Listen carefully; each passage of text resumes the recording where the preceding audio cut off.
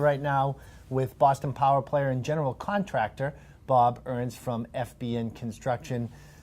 Bob, when people are looking at a major home renovation or building a home and they're comparing different bids, how do you make sure that you're comparing apples to apples? That's a typical problem that people have. They will often receive bids on a project that is sometimes very disparate. You know, they could vary by 20 to 50%, and people are often very confused as to what the next step would be. They're concerned about possibly going with a bid that's too low, even though it's attractive. They're concerned of what that might mean, and they're wondering how somebody could be so much higher. A lot of that has to do with the level of information they have when they're asking for the bid. A lot of times I'll find that consumers will bring several contractors in, walk them through with a limited amount of information of what they are trying to achieve, and ask for bids based upon that.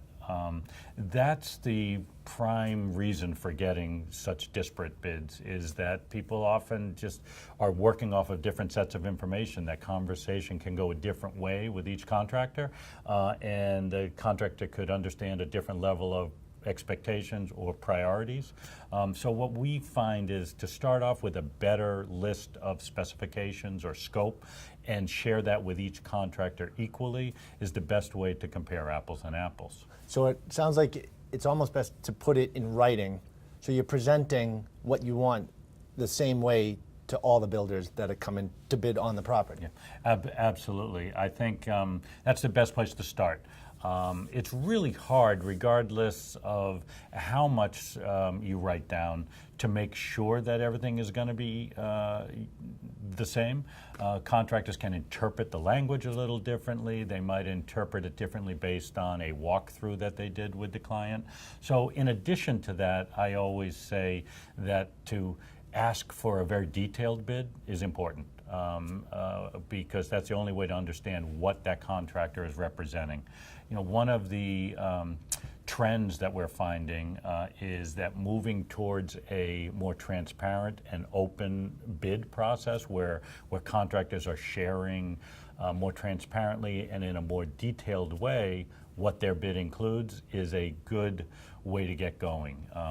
It does require the contractor to do a little more work and to be a little more upfront about how they're arriving at their cost, but it's the best way for the client to understand what they're getting. So make sure you get that detailed bid, number one. Number two, make sure you get it in writing, because I've heard some scenarios where people say, this is what the builder said, but they didn't even get it in writing. So most importantly, make sure you have it in writing. Absolutely. You know, most of it has to do with miscommunication or expectations that weren't clear or understood by both parties. So that's usually when a problem like that arises. Thank you, Bob. And if you'd like to connect with Bob and his team directly for any of your home renovation or building needs, you can go to his website at fbnconstruction.com. And remember, we have more tips right here on our page on Real Estate Talk Boston.